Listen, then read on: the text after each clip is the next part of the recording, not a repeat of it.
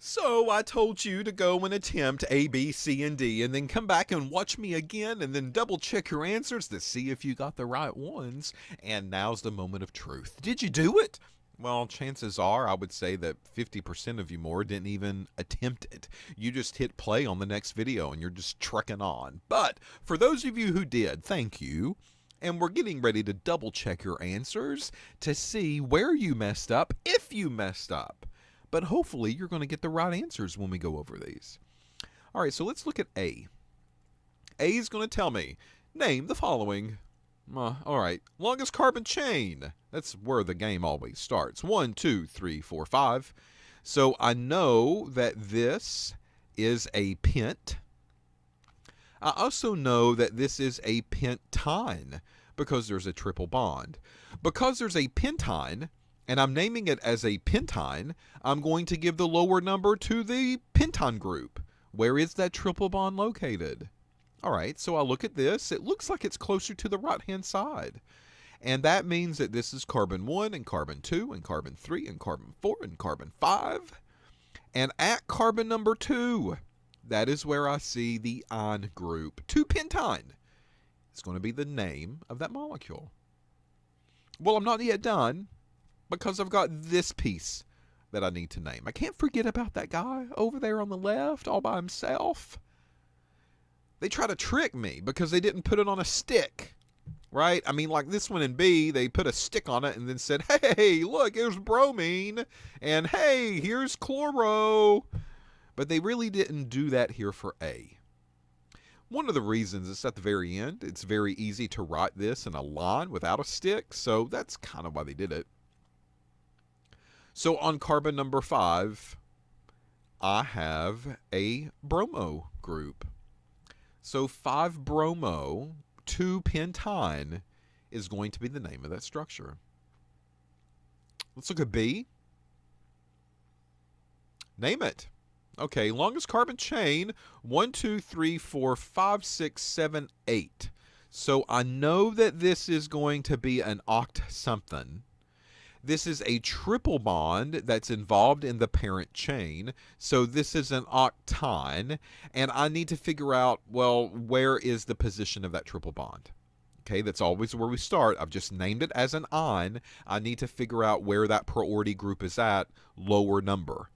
So if I number from the left, 1, 2, 3, 4. If I number from the right, 1, 2, 3, 4. It's going to be a 4 no matter what I do. So 4-octyne, we're getting closer. Now what will make this deciding factor here is what else are on the, or what other groups are on the molecule.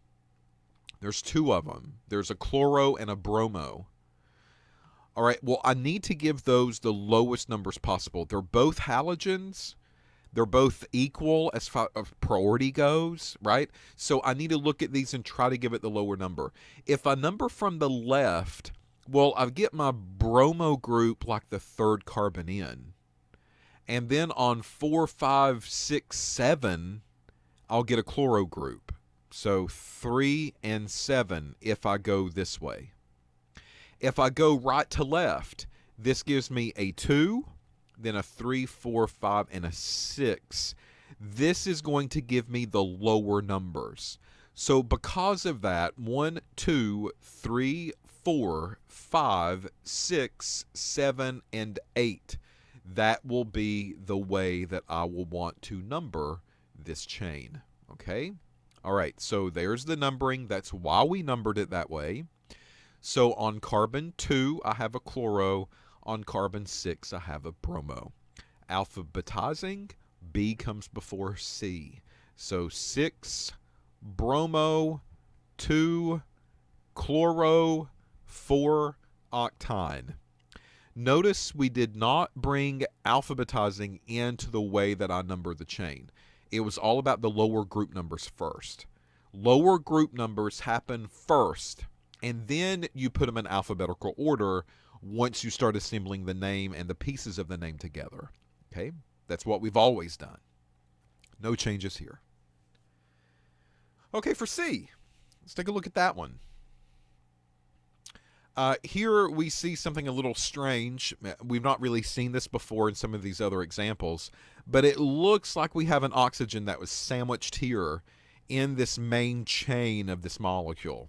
So we've got to figure out how to handle that. And these are rules that we can't ever forget. I told you we're building a foundation. You got to build the foundation first, and then you build the rest of the house. And we're building the walls of the home right now. That OCH3 group, that piece, we've talked about how to name way back when. It's now coming back. So the longest continuous carbon chain is going to be carbon 1, 2, 3, 4, 5. It looks like there's a total of 5. Right here is the longest carbon chain that's continuous. 5 of them. All right, so this is a pent. Well, it's an ine because there's a triple bond right there. Okay, so there's the ine. And now I need to figure out how I can get that the lowest number possible. I've just named it as a triple bond. I better give it the priority of the lower number. So if I number from the left, this is a carbon 1 and a carbon 2. If I number from the right, it's a carbon 1, 2, 3. So 2-pentyne is going to be the part of the name there. That gives me the lower number. Now, I can't forget about this OCH3 group. All right, so that OCH3 group, we've talked about how to name before on a number of occasions. It seems like it keeps popping up, right? So a 1-carbon chain is called a meth, and the O is going to stand for oxy. So at carbon 1, we have a methoxy group. 1-methoxy, 2-pentyne is the name of that structure. Notice that this ROR group, this functional group, just as a reminder, is an ether. So we have talked about ethers. We have named ethers. We've named them on alkanes. We've named them on alkenes. And now we name them on alkynes. I can make a song out of that, right? I mean, if these singers can make songs out of these stupid verses that just repeat the same thing over and over, I think I can make a quick $1 million just by putting a song together for organic. Okay? I can use you as a backup singers and maybe dancers too. All right, so let's look at D. Here we have another molecule, longest carbon chain. Okay, longest carbon chain, 1, 2, 3, 4, 5, 6, right? I mean, if I go here and then down and around, I get the longest carbon chain. No, you've just violated a rule. That rule means if you're going to name it, you better pick out the functional groups that has the most amount possible. And in this case, that means you better include that triple bond. Then you're going to be like, okay, well, let's go all the way across. There's a 1, 2, 3, 4, 5. Okay, so that's a possibility. But there is maybe another route that we can go. We just need to check it, okay? And that route is, here's the first carbon, there's the second carbon, there's the third carbon, there's the fourth, there's the fifth, oh, and there's the sixth. Look at that. Tricky, tricky, tricky. So this is the longest carbon chain. There is the circle of the parent chain. So let me just circle this so that way we don't crowd up what's actually there. There's the longest carbon chain that goes all the way around. 1, 2, 3, 4, 5, and 6 in total. So that 6 is a hex, and it's an on because there's a triple bond. Where is that triple bond? That triple bond is going to happen at carbon 1. And the reason it's toward the end, it's a terminal alkyne. It gives me the lowest number possible. So it is a 1-hexyne, which means that this is carbon 2, and that's carbon 3, and there's 4, and there's 5, and there's 6. So at carbon number 3, I have another group. Well, what's the name of that group? Surely you can tell me the name of a 2-carbon piece at this point. And that 2-carbon piece is going to be called ethyl. So 3 ethyl 1-hexyne. There's the name of that group, or that structure, excuse me. All right, let's do another page of these. Here's a continuation, kind of, and it will say, name the following. The difference is that this is putting in all the carbons, all the hydrogens, and so forth. This is more skeletal structure. It's leaving off all the carbons. It's leaving off all the hydrogens and only drawing what actually needs to be there that's a little bit different. So we've got 3 of these. We're going to go through and we're going to name all 3.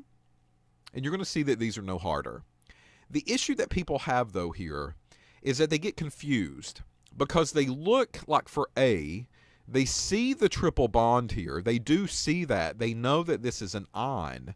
But they get confused about the total number of carbons. And the reason is because they miss out that a carbon is supposed to be here and a carbon is supposed to be there.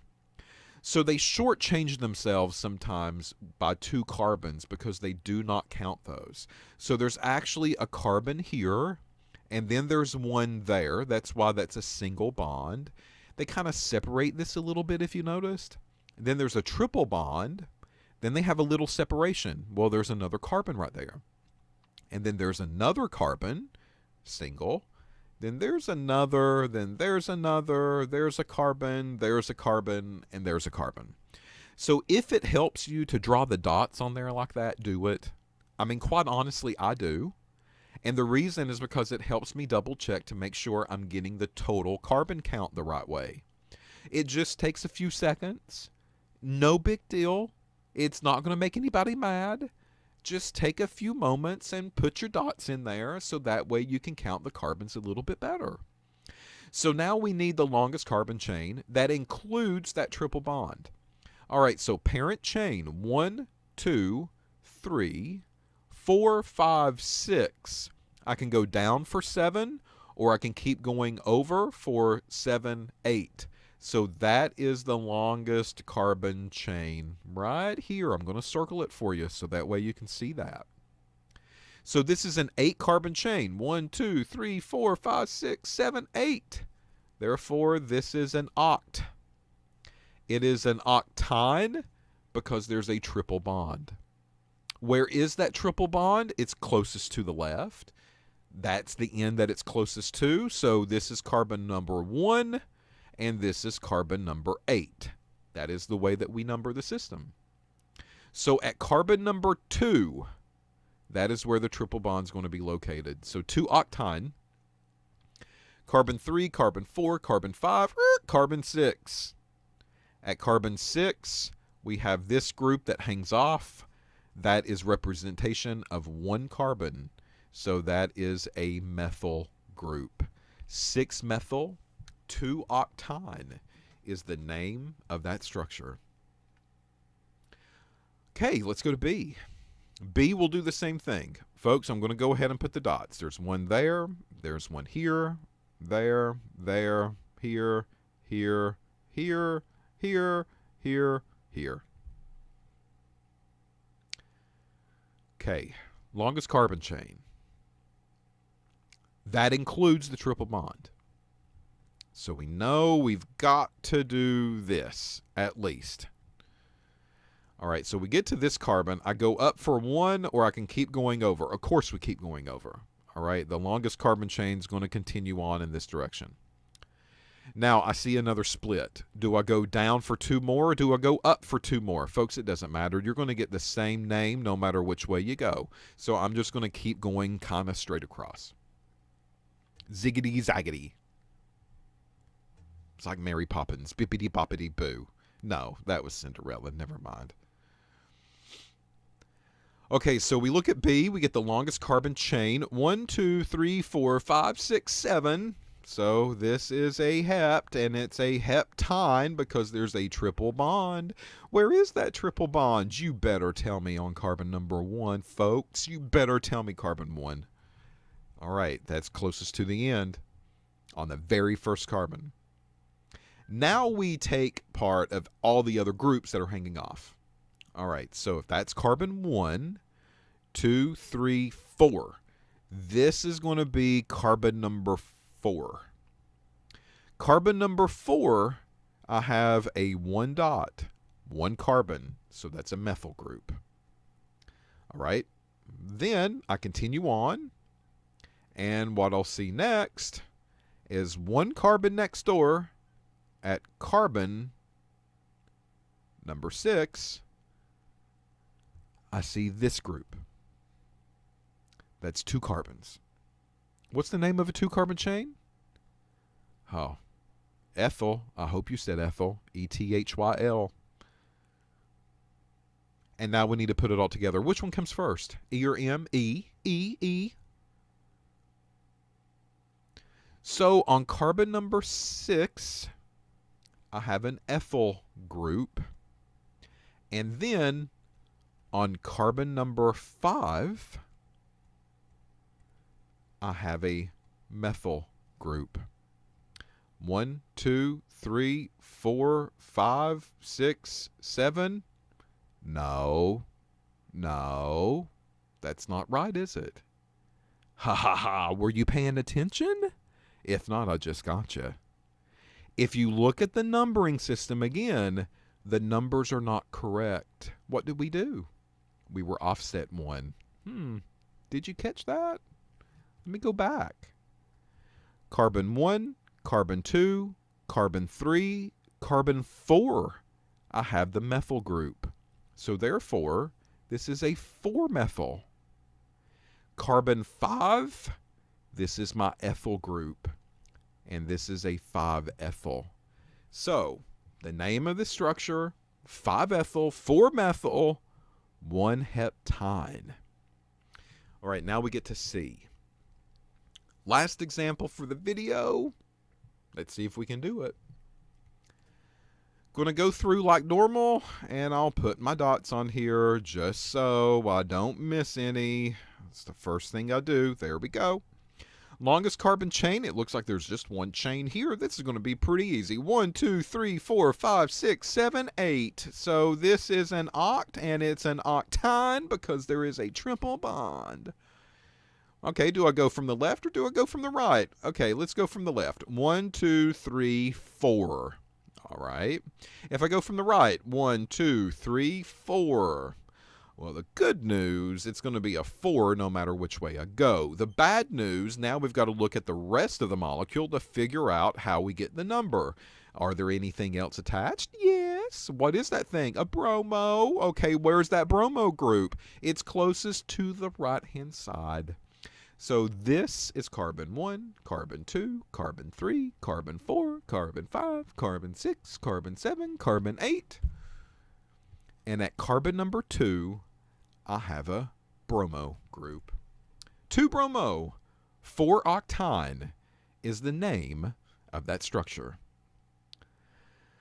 Okay, now we're talking about nomenclature. I told you this was the last example, right? And it is. For this video, it's the last example.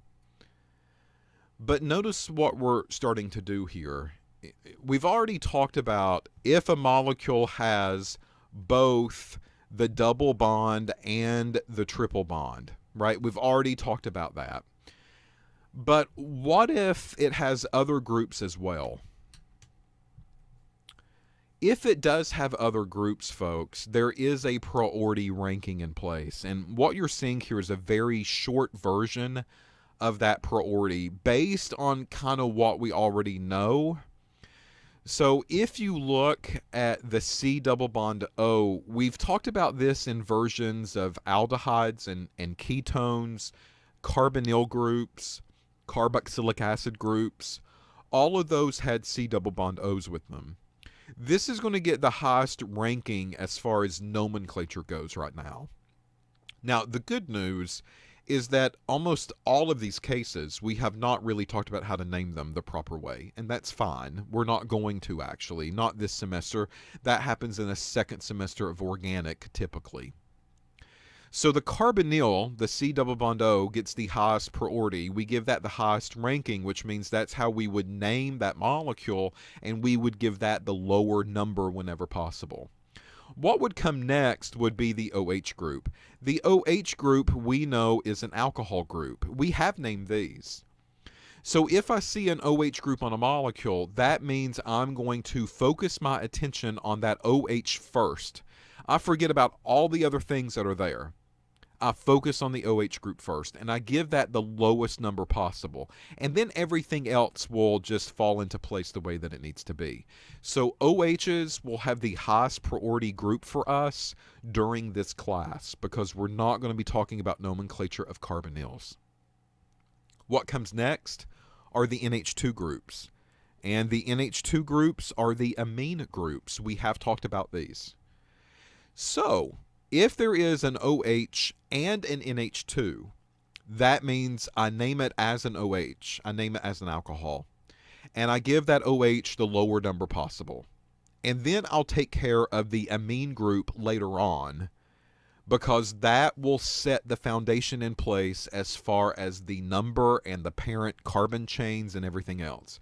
And then I take care of the NH2 group like I would take care of it if it was a methyl or an ethyl or anything else. At the very end, we see our double and triple bonds. And notice that they are set equal to each other. The only time that they beat each other out is when there is a tie. And if there is a tie, we have already seen that a double bond is going to be priority. So that's kind of why they write it first. But they do want you to keep in mind these are regarded as equals. If you see a double and if you see a triple, then you just need to pick one of them that's closest to the end that gives you the lowest number, and then you just go with it. Only when they are equal as far as from the ends, if there's a tie in the numbering, do you pick a double over a triple bond? And we've seen some of those before. We've done some of those examples already. So just a quick little ordering lesson. That's all that we're doing. Now, I know that we've talked about methyl groups and ethyl groups. We've talked about bromos and chloros. Those are typically substituents, though. We don't really involve them into a parent chain, not in the base name. Those are always the groups that hang out of the longest carbon chain. And those are always substituents. So that's why they are not included in the order here yet. So carbonyls, great to know. Probably not going to use them though. Alcohols will come next as far as priority. And then amines will come after that. And then your double and triple bonds come after that. So how is all this going to play? Well, we'll see that in the next video. We'll do some examples. I'm going to start changing this stuff up on you. We're going to start including more than one group. We're going to start including OHs and double bonds, or NH2s and OHs, or NH2s and triple bonds. We're going to start playing a mix here and figuring out how to give the proper IUPAC name to these molecules. All right, so that's what we'll do next. So come back, get you a nice, clean, crisp sheet of paper, a nice sharpened pencil, or a fluid ink pen, and be ready to do some more examples because, folks, we're going to be doing them even more so after this video.